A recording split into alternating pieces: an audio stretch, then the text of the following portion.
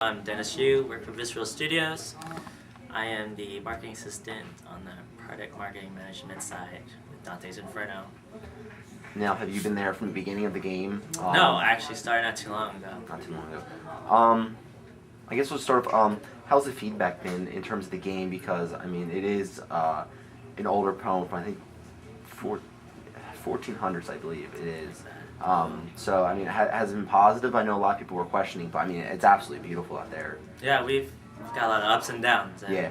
It's good to hear all the ups. I hear at the conventions, people are like, I was skeptical about this game until they play it. And they're like, wow, this game's really awesome. That's beautiful. Even people who had never heard of it, they start playing it, and they don't play it, like, wow, this game just looks great. Everything looks really awesome. And the really good feedback that I like is when teachers come up and they play the game, they're like, I teach this at school. I think the content's great, and you guys are doing great work. And that's what we want. We want people to relate to the game and to the story and enjoy it. Yeah, it definitely is very relatable. In terms of using the original, I guess, poem, do you know how much they really, like, it seems like they really changed a lot of it, but it still really holds, like, the meaning of, you know, each level of hell and how it kind of affects the personal character's story. I know he becomes a crusader and kind of has to go through each one to kind of redeem himself. Yeah, we wanted to make a game out of the story, obviously, but Dante, as a poet, wasn't a really great action-adventure video game.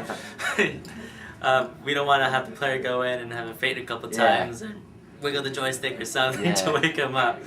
But so we made him a backstory as a crusader, and to give a little bit more twist, you kind of learn more about Dante himself as he goes through each circle of hell and how each of those sins relate to him.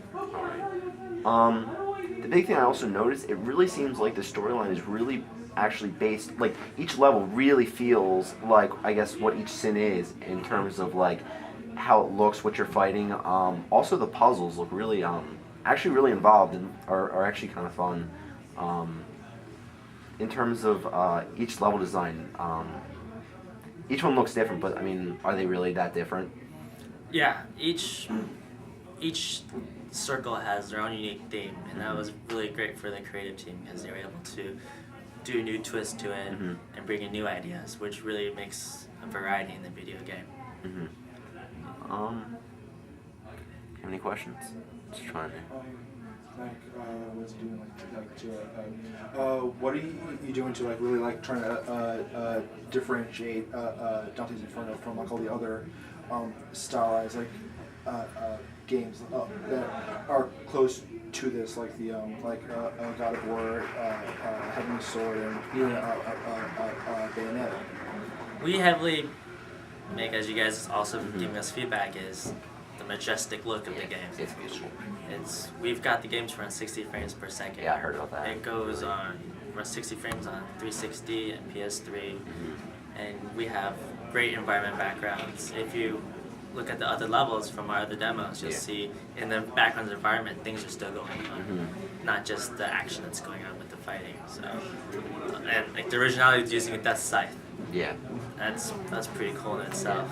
I really like the weapons, how, like, they're so different in terms of, like, the scythe is so offensive, but if you kind of want to go over the cross a little bit and how that's a little different than the scythe. The weapons for Dante, he gets them when you guys play the game. You guys learn about his backstory, but the cross has a meaning to him personally, and it allows him with the righteous system to become more holy by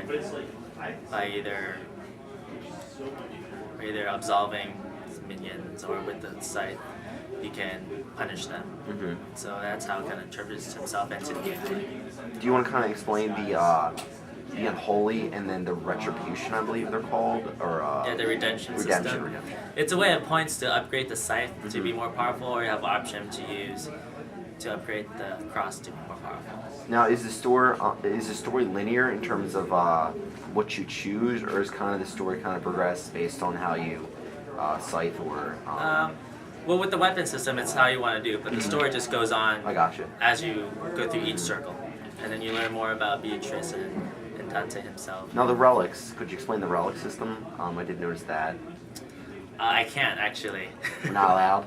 I don't know too much about it, so Okay. I don't want to release it. Do you have any other questions?